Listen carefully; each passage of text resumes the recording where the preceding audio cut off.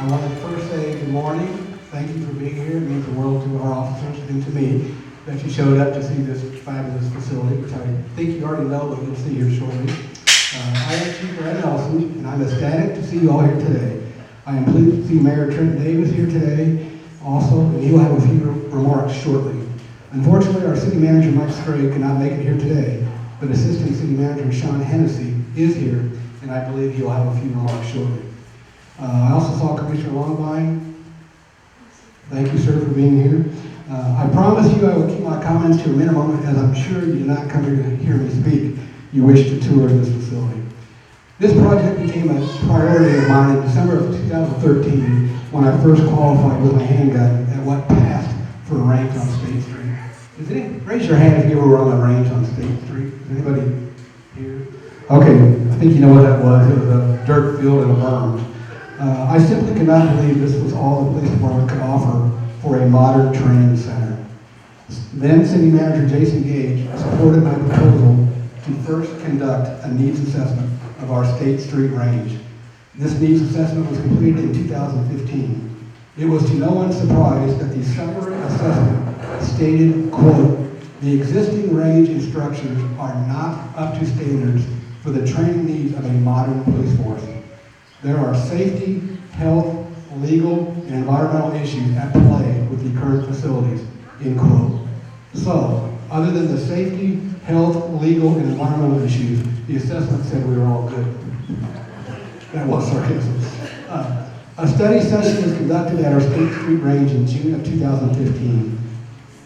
The commission at that time consisted of Mayor John Blanchard, Kay Crawford, Trent Davis, Randall Hardy, and Carl Ryan. It was very beneficial to have that study session at the range because the commissioners were actually able to see in person this range situated on a former landfill for the first time. Commissioners David and Ryan are the only two commissioners that were city commissioners throughout this entire project. I'll probably repeat myself, but this project went on for 6.5 years. That's how long it took from thought to do this to where we are today. In 2016, the new training center and the range project were placed on the 5-year capital improvements program, but it was unfunded, which means it's just sitting there, but there's no funds for it. In 2017, funding was found and was provided for the project, and the Police Facility Design Group out of Kansas City, Missouri was chosen to design this building. The initial plan was to build a new training center at the then present range location on State Street. The cost to run a water main is prohibited. I'm still amazed that it would have cost $1 million to lay a mile of pipe or something, but that's what they told us. So anyway, we decided not to build at that site. There were numerous other sites that were considered before we finally landed on this site on Yost Drive. In 2018, City Manager Gage, he left the city, and Mike Scraig became our city manager. And thankfully, he supported this project, and he saw it through to its build. I mentioned the commission members that heard my first proposal for this facility back in 2015. As you know, the commission does have members leave and new commissioners arrive. These included former Mayor Melissa Hodges, who I believe is present or will be present. Is Melissa here today? Okay. It also included Mike Hoppin and Joe Hay. In May of 2019, this property was purchased from the Doug Bradley family. In August of 2019, Compton Construction, that is Gibb Compton, the rather tall fellow, of Wichita, was chosen to construct this facility, and a groundbreaking event occurred on August 29th of 2019. Just over a year later, which I find amazing, they built this during the middle of the COVID-19 pandemic, and they did it in 1 year. I just think that's incredible. This incredible Salina Police Department Regional Training Center was completed and turned over to the city on August 13th of 2020. All told, this project was 6.5 years in the making at a cost of just under $6 million.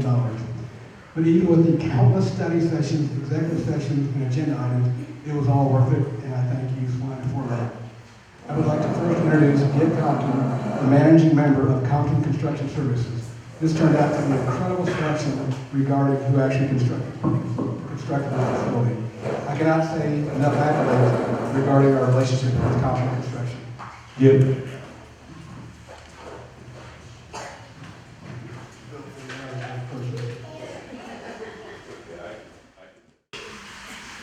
Good morning. Thank you again, Chief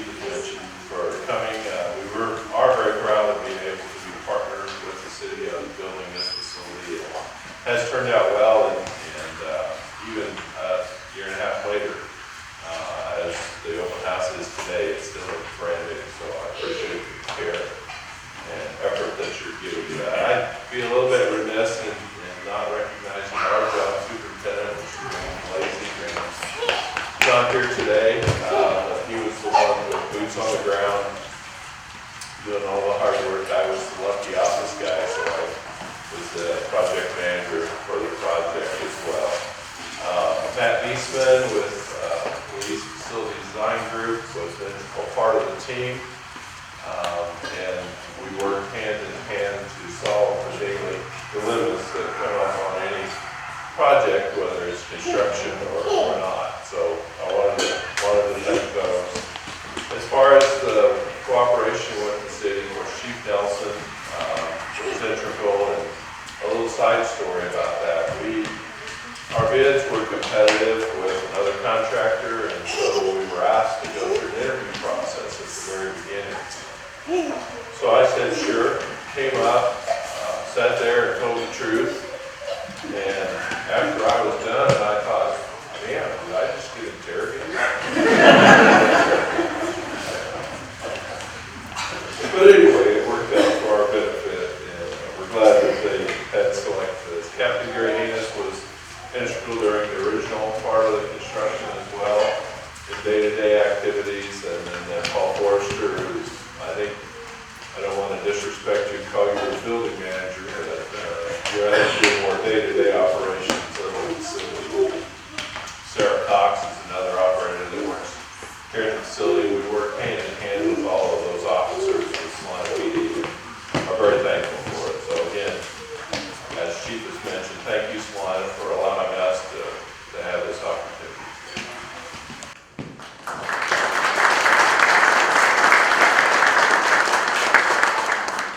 Next up will be Assistant City Manager Sean Hennessy. Another non-average hour man. Well, I'd just like to first of all thank everyone for coming out. I've only been working with the city since January, so I haven't had the opportunity to meet a lot of you. I'm looking forward to that. One of the first things I did when I started with the city was I wanted to take a tour of all the facilities. And this is obviously one of the key new facilities that the city has opened. And the chief mentioned a little bit of the history to get to this point, to be able to open this facility. The chief has done enormous amounts of work. I remember when he first took me around to visit some of these sites, he was showing me, and I saw just the remains of the old sites, and I could tell that would have been a huge challenge. As the police force continues to grow with the changes in technology and the population we're seeing here at Salina, this facility is going to be even more critical in the future. It was critical to replace some of those earlier facilities, and as the technology changes, the demographics change, and everything else changes in the city, it's going to be important to have facilities like this in order to be able to support law enforcement in the upcoming years. It's taken support not only from the chief throughout his tenure, and also from the commission. Facilities like this don't come cheap, as we all know, especially during the height of COVID. And also, I know Mike Scraig, the city manager, has consistently been very supportive of the police department and getting them the funds they need. And it's really taken all three of those different aspects in order to be able to get to this point to open this facility. So I look forward to getting to know all of you more in the future. Now, if you could just convince the chief to let me use the Roush Mustang as my city vehicle, everything will be great. But for some reason, that's not allowed. But again, thank you for coming out. I look forward again to getting to talk to some of you today and getting to know you in the future. And thank you.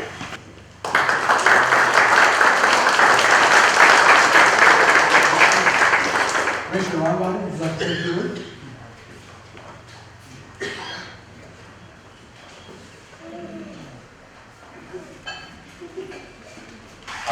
Bill Armbine, City Commissioner, and I'm very familiar with this facility, and I had the opportunity to go through the Citizens Law Enforcement Academy this last fall. and learned so much more about law enforcement than I knew before.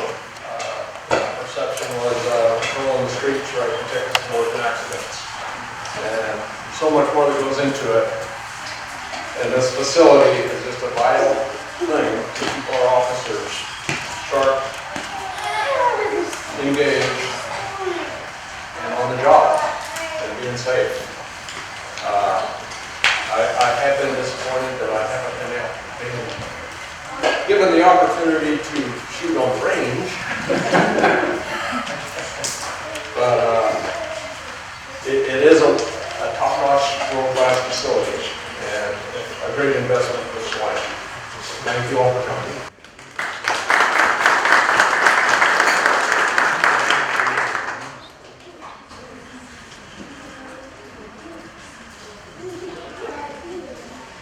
I would now like to introduce a man who more than any other commissioner ran point on this project and supported it from day one. He was outed last week at the commission meeting during the citizen forum as being my neighbor. Well, that is true, but I am proud to have Trent and his wife Pam as my neighbor. I would be honored if you would address the crowd about today.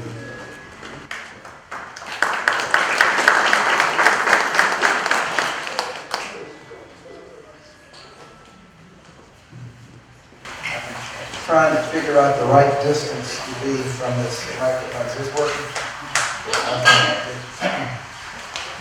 I didn't realize there were going to be as many young people here, so you're going to get the short version of this because I think they're about ready for those hot dogs that they smell on the other side. Chief was correct. It was easy to conceive of this idea. When he invited us to the open house at the old range, I was standing there listening to him talk, and I thought I saw some movement out the corner of my eye, but didn't pay attention to it. And about 30 seconds later, I looked down again. There was a snake moving about 3 feet. They told me snakes were out there, but I said they were just trying to pull my leg. And I said, "Are you sure $6 million isn't out?" I mean, and for the older folks in here, there was a commode in that bathroom, which it was the nastiest. I mean, guys would not even use this one. It was bad. We got to do something.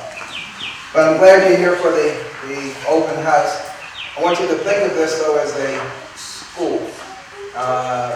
It has lots of fancy toys, and what's affectionately called the tank, and I've learned years ago it's not a tank. It doesn't have guns or cannon shooting out of it, armored personnel carrying, the drones, all the fancy stuff. But when you divide jobs into two categories, you have jobs that deal with things. You make things, you build buildings. You know, if the building doesn't come out right, you got the money, you can knock it down and build it again. And then you have jobs that deal with people.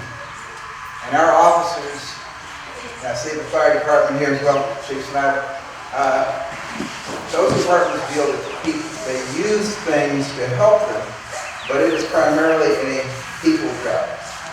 And as people have changed over the years, their techniques and their talents have to change. So it's the classrooms in this building that are the most important. Unfortunately, when news media recognize police departments, it's usually not for pulling the cat out of the tree. It's usually when something has gone wrong. So what we can do with training here is to reduce the likelihood of something going wrong. I had a friend, I lived in Los Angeles, and we were talking one day about how edgy police were accused of being. He said, well, you try sitting in a car that's painted black and white, has red lights on top, people are cussing at you all day long, and you know, when you drive down certain streets, there are probably 3 or 4 people looking in the window taking aim at you. Yeah, it makes you a little edgy. But still, they're held to a higher standard to remain in control and investigate a situation. It's a tough job. I don't think any of us go to work knowing that we might be the target of somebody. I mean, truly the target of somebody every day. So it's a tough job, but we also expect them to have restraint and make good decisions. So this building helps them in the decision-making process. There's an old biblical term, to whom much is given, much will be required. What that means is, yeah, it was easy to get, well, not all that easy, but we got the money. In we give you the training, but what do we expect? We expect that higher standard. And, you know, for Salina, it's evident, in a building like this, being average is not good enough. This is our part to help our officers be their best at what they do. Much like Weather Channel, if you see the guy from Weather Channel in your town, you know something bad's getting ready to happen. We want to keep these guys off the front page, other than for pulling cats out of trees, settling family disputes, and all the good things. So we hope, and we have done a great job. It looks like it's brand new the first day. So train the guys and make us proud. Thank you.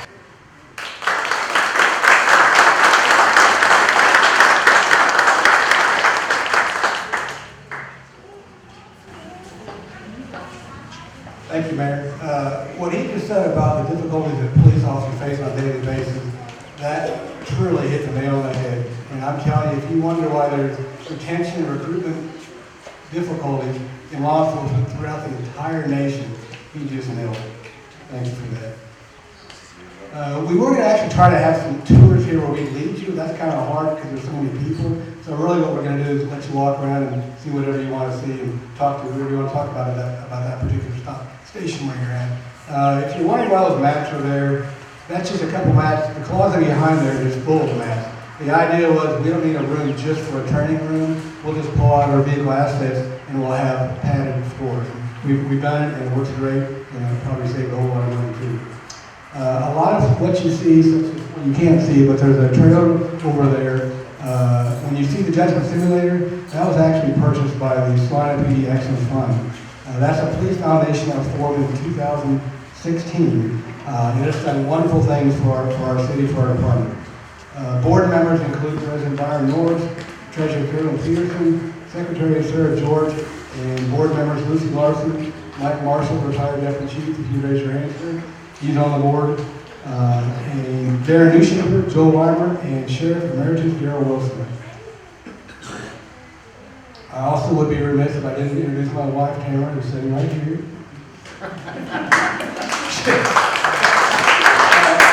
She more than anyone is aware of the sometimes arduous process it took to get us here today in this building. Thank you for your support and understanding, as I'm sure I can be difficult at times. And lastly, I would like to thank each of you for your support of the Salina Police Department. In the times we presently find ourselves, your officers need and appreciate the support more than you will ever know. Thank you again for being here today, and I hope you enjoyed this incredible 15,700 square foot regional training center. Thank you.